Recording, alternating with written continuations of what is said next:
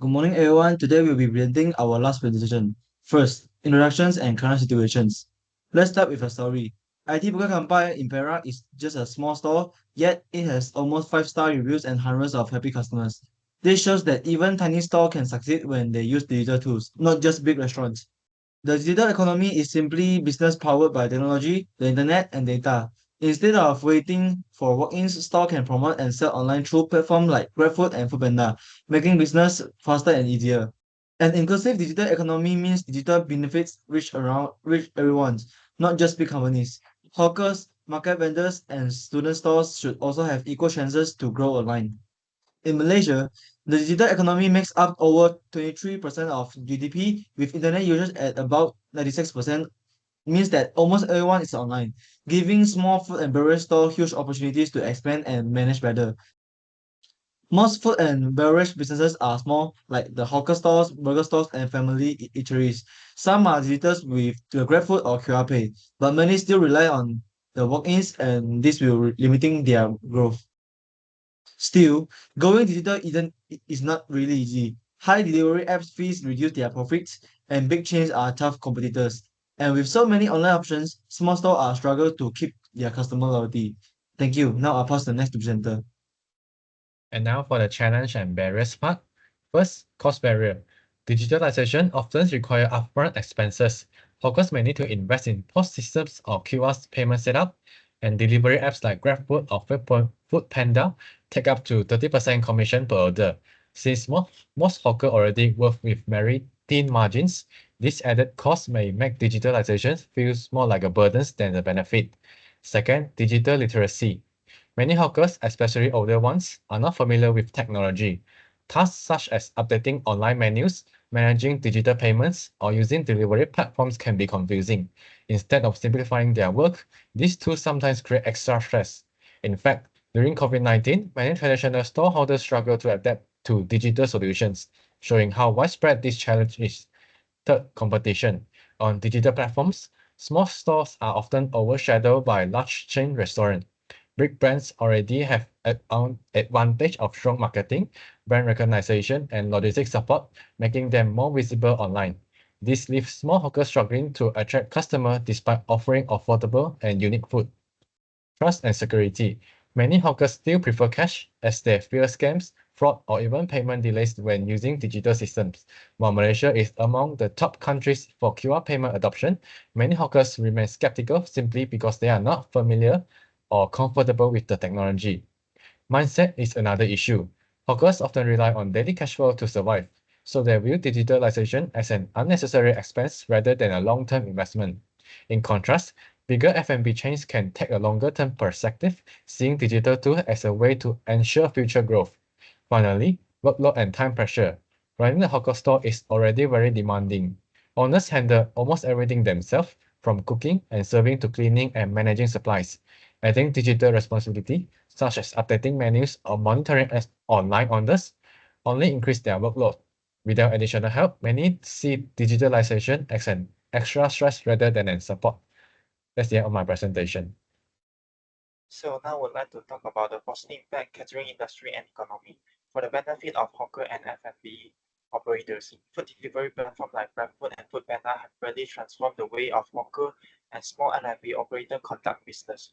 In tradition, they depend only on walk-in customer, which limits sales to physical location and peak hours.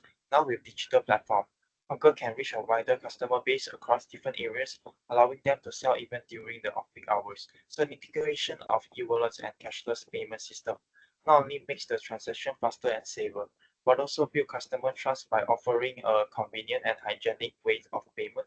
So social media platforms like TikTok, Instagram give hawker a low-cost method of promotion. Even a short food video has a potential to go viral, generating massive exposure without the need for expensive advertising. Additionally, platforms now provide data-driven insight, so hawker can see which menu items are most popular, analyze customer behavior to adjust price and launch promotion. For the economic impact, when the sales increase, hawker can earn more profits, which directly improve their livelihood and standard of living. At the same time, it will also create job opportunity for riders, packers, and logistics staff. SME in F&B industry make up a significant portion of Malaysian economy. The adoption of digital tools ensure that they stay competitive in an era where online convenience dominates consumer choices. The more hawker and SME adapt, the stronger Malaysia digital economy and global competitiveness will become. Now I will show you an example. So in China, many street stall owners use Douyin to post video of the food they sell and increase their exposure through live streaming.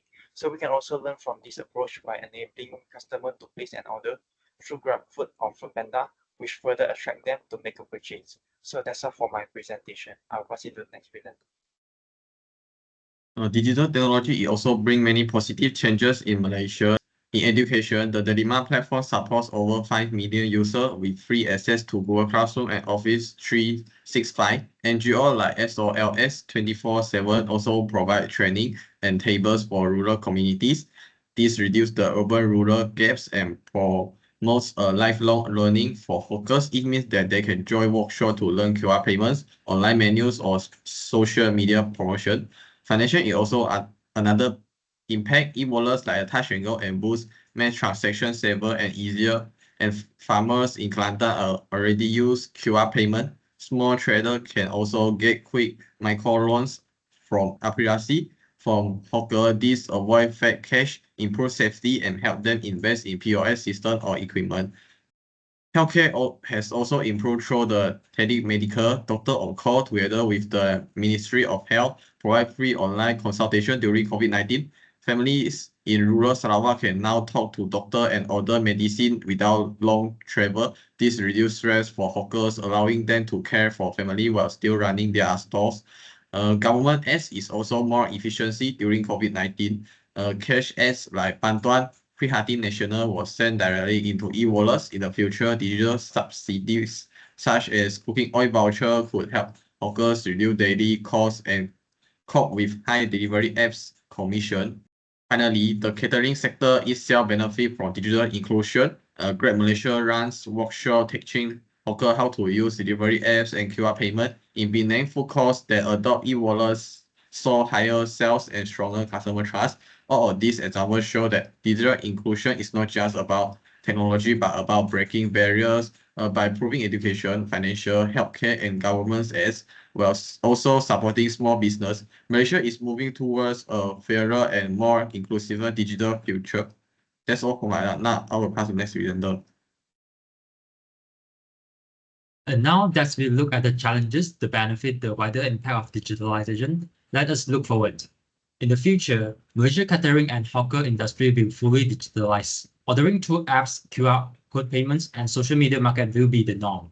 Small stores will finally have equal access to digital tools, competing more fairly with a big change. We should also remember that the catering is a part of the retail industry, facing the same digital trends as mini market and convenience store. In this future, digitalization is no longer a burden, but a true surviving strategy. But the vision goes beyond catering. Digitalization is reshaping Malaysia's whole economy. SMEs will drive innovation and both urban and rural communities will be equally connected. Everyone will have access to education, finance, service, and even healthcare through the digital platform. This aligns with the UN Sustainable Development Goals, promoting the decent work, reducing inequality, and building sustainable and connected cities. The ultimate outcome is an inclusive, resilient, and global competitive Malaysia. And as we have seen, an inclusive digital economy is not only about technology, but about creating opportunity and equality. It empowers hawker and SME support education, healthcare, and financial access, and strengthen Malaysia's competitiveness. So let us remember the visions. An inclusive digital economy means every Malaysian, from the smaller burger store to the largest enterprise, can thrive together, creating a future that is fair, connected, and global competitiveness. And that's all for our presentation. Thank you.